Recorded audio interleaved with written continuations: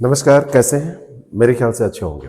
RO ARO की परीक्षा लगातार चर्चा का विषय बनी हुई है करीब 2 साल से। जब से वैकेंसी आई है, पेपर कैंसिल हुआ है, आयोग की किरकिरी भी हुई है। आयोग ने कैलेंडर जारी किया, उसमें इसके बारे में कोई जिक्र नहीं किया। ये बताया है कि समिति की रिपोर्ट जैसे आ जाएगी उसके बाद में हम इसको करवा लेंगे। आरक्षित डेट है। मेरा मानना है कि आप 27 अप्रैल मान के पढ़िए, क्योंकि परीक्षा की तिथि क्या है ये जानने का सबसे ज़्यादा आप लोगों को है। खैर, ये जो वीडियो है इसमें हम बात करने जा रहे हैं कि पीसीएस और आरओ। कुछ लोगों का कहना है कि पीसीएस की परीक्षा टफ होती है क्योंकि वो अपर सबऑर्डिनेट है, और कुछ लोगों का कहना है कि आरओ की परीक्षा टफ होती है, आरओ का पेपर हमेशा टफ होता है। तो मैं यहाँ पर आपके सामने एक विश्लेषण करना चाहता हूँ कि कौन सी परीक्षा टफ होती है और कौन सी परीक्षा इजी होती है, सरल होती है। तो आरओ की परीक्षा 27 अप्रैल मान के पढ़ना है। सबसे पहले तो आप ये मान लीजिए 27 अप्रैल मान के आप इसको पढ़िए।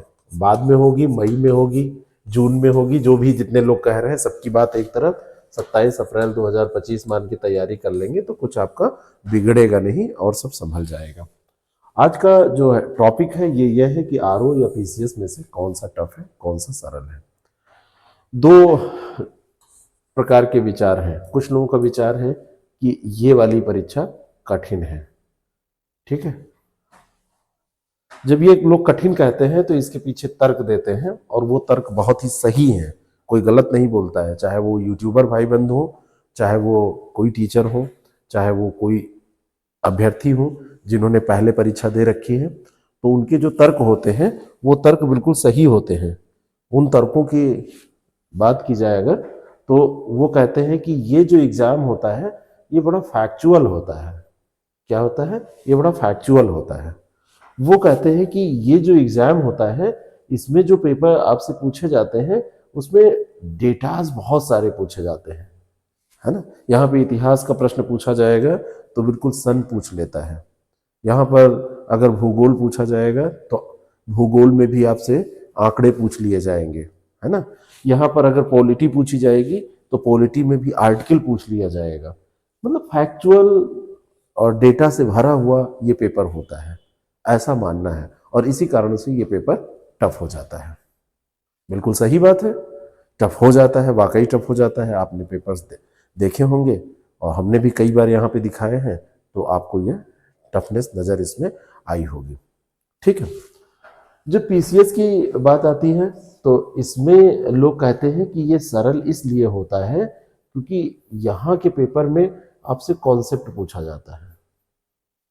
यहाँ के पेपर में ऐसा नहीं है कि फैक्ट नहीं पूछा जाता है, आंकड़े नहीं पूछे जाते हैं, लेकिन ये जो फैक्ट हैं और ये आंकड़े हैं, जो डेटाज हैं, ये कम पूछे जाते हैं, कॉन्सेप्ट ज़्यादा पूछा जाता है, ऐसा लोग कहते हैं।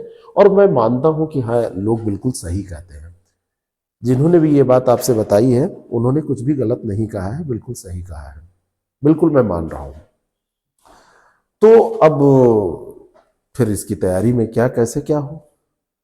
लेकिन अब अगर मैं एक बात और आपके सामने रखूं कि आरओ टफ क्यों और पीसीएस टफ क्यों, तब आप क्या कहेंगे? तो एक लाइन में ये निकल के आता है कि आरओ टफ अपने डेटाज के कारण और पीसीएस टफ अपने कॉन्सेप्ट के कारण। पीसीएस टफ अपने कॉन्सेप्ट के कारण, यहां पे कॉन्सेप्ट ज्यादा पूछा जाता है। लेकिन अब आप आइए, दो पेपर्स का मैं जिक्र करने जा रहा हूं।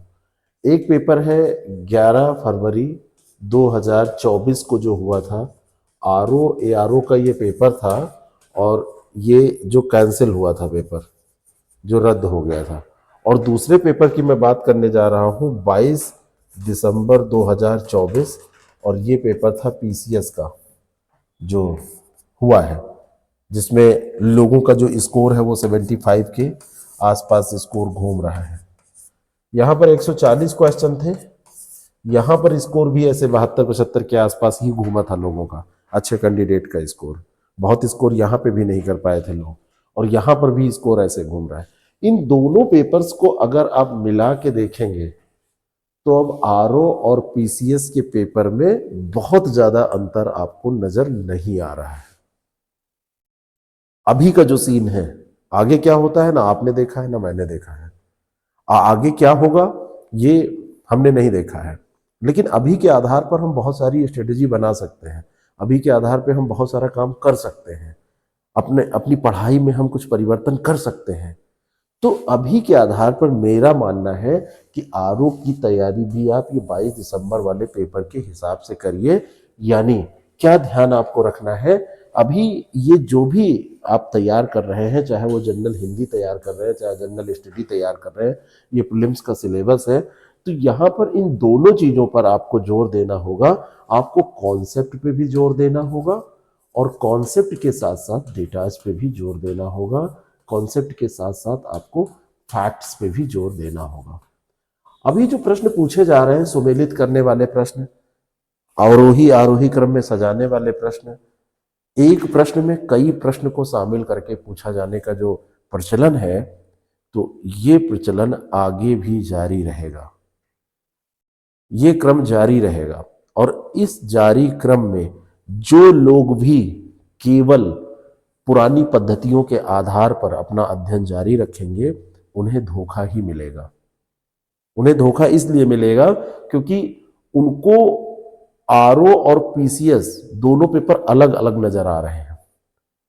और मेरा मानना है कि अगर आपने कॉन्सेप्ट क्लियर कर लिया, अवधारणात्मक समझ आपके पास है, आपने अपना जितना भी आंकड़े का पोर्शन है उसको भी रिवीजन कर लिया, जितने भी डेटाज हैं उनको लर्न कर लिया, उनकी प्रैक्टिस कर ली, बार बार उनको रिवाइज कर लिया, तो आपके दोनों की तैयारी अच्छी हो जाएगी। पीसीएस और आरओ दोनों की तैयारी अच्छी हो जाएगी। जिनको बीओ देना है उनकी तैयारी भी अच्छी हो जाएगी।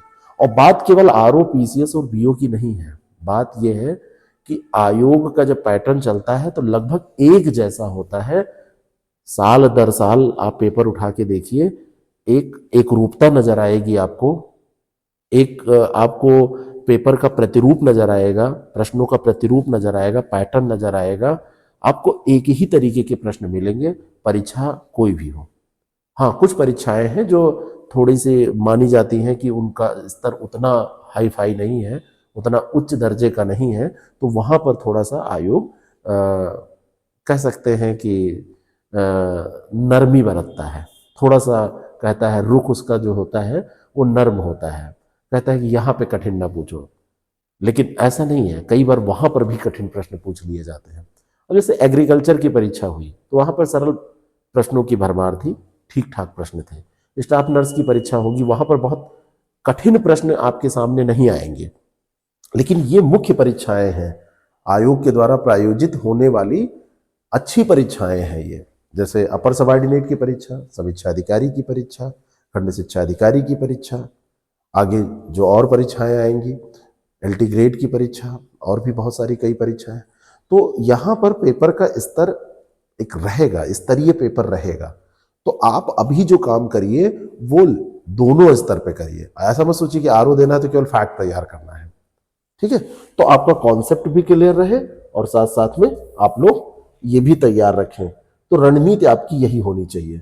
अगर मुझसे आप पूछेंगे तो मैं यही कहूंगा कि आपकी अवधारणात्मक समझ और साथ में जो आंकड़े हैं, जो फैक्ट्स हैं, उनको तैयार करने का प्रयास होना चाहिए और इसी प्रयास से आपको सफलता मिलेगी।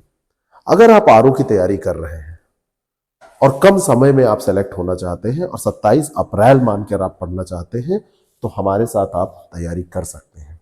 हम यहाँ पर आपकी अवधारणात्मक समझ के साथ साथ आंकड़ों का जितना भी जखीरा है वो भी आपके सामने रख रहे हैं, आपका अभ्यास भी करवा रहे हैं, आपको पढ़ा भी रहे हैं।